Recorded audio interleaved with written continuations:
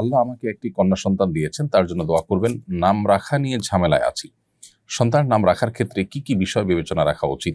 নামের মধ্যে কি কি বৈশিষ্ট্য থাকলে তা ভালো নাম হিসেবে বিবেচিত হতে পারে?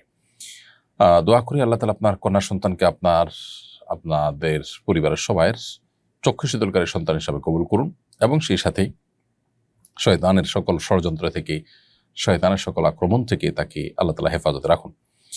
সন্তানের নাম রাখার ক্ষেত্রে মৌলিকভাবেই কয়েকটি বিষয় আমাদের লক্ষ্য রাখতে হবে। প্রথম হলো, নামের ভিতরে কোনো শিরক যেন না থাকে, সেদিকটি খেয়াল রাখতে হবে।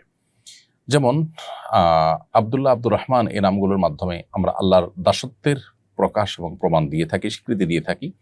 এখানে যদি এমন কোনো নাম থাকে যেমন আব্দুল উজ্জা বা আব্দুল অমুক তমুক, এমন কিছু থাকে যেগুলো আসলে শিরকের পর্যায়ে যায়, তাহলে সেক্ষেত্রে সেরকম নাম রাখা যাবে না।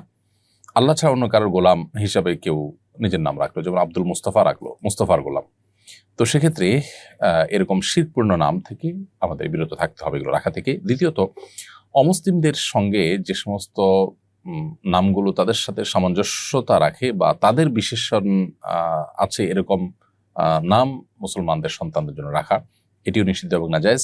এবং সেই সাথে যে নামের অর্থ মন্দ, সেটার অর্থের মধ্যে খারাপ কিছু আছে সেটা। আর 4 নম্বর হলো, যেই নামের মধ্যে অহমিকা প্রকাশ পায় এরকম কিছু বা নিজের বড়ত্ব এবং পবিত্রতাকে প্রকাশ করবার জন্য নাম ধারণ করা, সেগুলো মূলত নিষিদ্ধ। এই মৌলিক বিষয়গুলোকে মাথায় রেখে যদি আমরা নামকরণ করি, ইনশাআল্লাহ ঠিক আছে। কোনো ব্যক্তির নামের মধ্যে পুততা, পবিত্রতা, তার ভালো দিক প্রকাশ হতে পারে, সেটা সমস্যা নেই, কিন্তু এটা প্রকাশ করার উদ্দেশ্যে নামকরণ করা, বিশেষ করে যেটা নিছকই অহমিকারী আপনার বার্তা বহন করে, সেরকম নাম রাখা, বিশেষ করে অহমিকা প্রদর্শনের উদ্দেশ্যে, সেটি নাজায়েজ। আর নাম রাখার ক্ষেত্রে আমাদের কয়েকটি স্তর আছে। সবচেয়ে ভালো নাম রাখা হবে তখন যদি আমরা আব্দুল্লাহ, আব্দুর রহমান রাখি। নবী সাল্লাল্লাহু আলাইহি ওয়াসাল্লাম পরিষ্কারভাবে হাদিসে বলেছেন, আব্দুল্লাহ, আব্দুর রহমান হলো সবচেয়ে উত্তম নাম। দ্বিতীয় স্তর হলো আব্দুল্লাহ, আব্দুর রহমানের পর আল্লাহর আরো যে গুণবাচক নামগুলো আছে সেই সব নামের শুরুতে আব্দুন যুক্ত করে যে সমস্ত নাম রাখা হয়, যেমন আব্দুস সবুর, আব্দুল কাদের, আব্দুর রহিম ইত্যাদি ইত্যাদি যে নামগুলো আছে সেগুলো। মেয়েদের ক্ষেত্রে এই সব নামের ক্ষেত্রে শুধু আমাতুন যুক্ত করলে হয়ে যাবে, আমাতুল্লাহ, আমাদুর রহমান, আমাদুস সবুর ইত্যাদি ইত্যাদি। আর তৃতীয় নম্বর যে নামগুলো, সেগুলো হলো নবী রাসূলদের নাম। যে সমস্ত নবী রাসূলদের নাম কোরআনে এসেছে, হাদিসে এসেছে, তাদের নামে নামকরণ করা।